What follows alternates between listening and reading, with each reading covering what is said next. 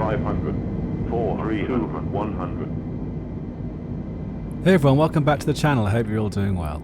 And if you're new to the channel, welcome to Pie in the Sky Tours.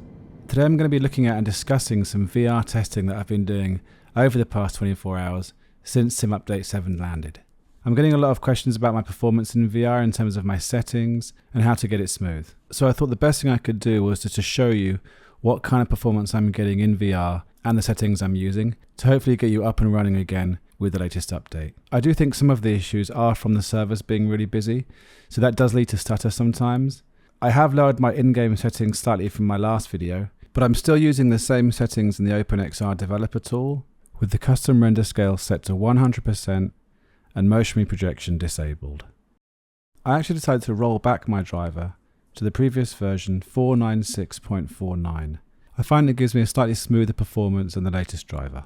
Now let's have a look at the in-game VR settings. You can see I've got the render scaling set to 80. This setting really does give me the smoothest performance. Some may argue that I should be running it at 100 and 100, but it's just a personal preference. I can run it at that high, but I do prefer to run it at 80 just because it gives me that real smoothness. I've got the anti-aliasing set to TAA. I've pulled down the terrain level of detail to 100. I've got the off-screen terrain pre-caching set to ultra still. Terrain vector data set to ultra. Buildings, trees, and grass and bushes are all set to medium. I've also pulled down the object level of detail to 100.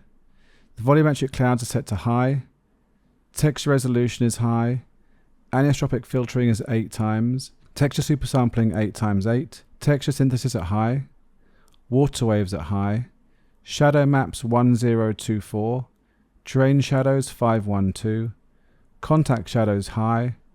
Windshield effects high. I've turned ambient occlusion off altogether, just because it helps save some frames. Cube map reflections are set to 256. Ray march reflections at high.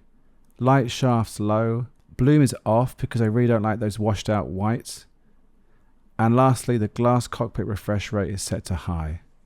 So next we've got some actual performance demos with some different aircraft in different locations using different weather, with a mixture of live and presets. So I've kind of mixed it all up a little bit here, and you can see the different types of performance I'm getting, and it really does depend on where you're flying and what you're flying. Now it's understandable that people don't want to keep tweaking their settings all the time with this simulator. Me neither. However, to get the best performance, what I find a good approach is to find a balance in the settings, and then depending on where you're flying and what you're flying, you can make changes accordingly. But I appreciate you don't want to be messing around with settings all the time, you just want to fly.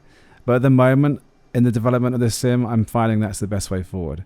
However, all of these demos you're seeing here are with the same settings, so I haven't actually fine-tuned each plane. I just wanted to show you a balanced performance. You can see that I've unlocked the FPS, so it's no longer capped at 32. And the reason I've done this is that I can show you the full potential of the performance in VR. But I am getting better performance when I lock it at 32. And what I mean is, when I lock it at 32, the frames that are the slowest, the bottom 1%, and the frames at the highest are closer together. So therefore you get less stuttering. I explained this in the video linked above, so you might want to check it out, because it's really important to try and keep those frame times as short as possible. I'm noticing that since the update, I am getting really clear imagery in VR. Sometimes I'm finding that frames drop once in a while a bit more often, but generally things are fine. However, I was getting 3 or 4 frames per second more before the update. But you can see in the demos that it's smooth. I know it's not through the lens, but I'm going to be posting some shorts through the lens videos to kind of illustrate what I'm getting better. And I think they actually look better when I produce them as shorts rather than in these videos, because I can just upload it straight from my phone when I record it. I know a lot of you find these updates quite stressful, and I do too, because you never know what's going to happen with them. But actually I think the VR is running okay now. I encourage you guys to keep trying and keep fiddling with the settings to see if you can improve things if you're having problems. I'm not convinced that the clouds have been improved that much. I'm still on the fence about that one, because sometimes they look brilliant and sometimes they still have a lot of pixelation, so I'm not sure of the state of things with the clouds at the moment. But the reflections are really good. You can see here in the new Aviate model, things are really fluid and clear, and the reflections look awesome.